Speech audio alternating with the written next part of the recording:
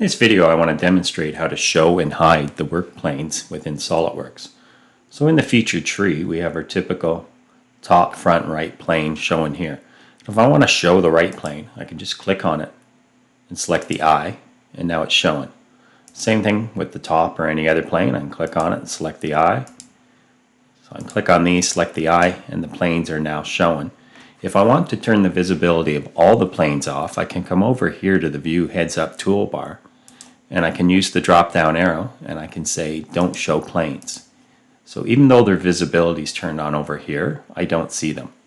If I want to see them again, I just come back to the All Seeing Eye drop down menu and tell it to view the planes. Click in white space and they're visible again.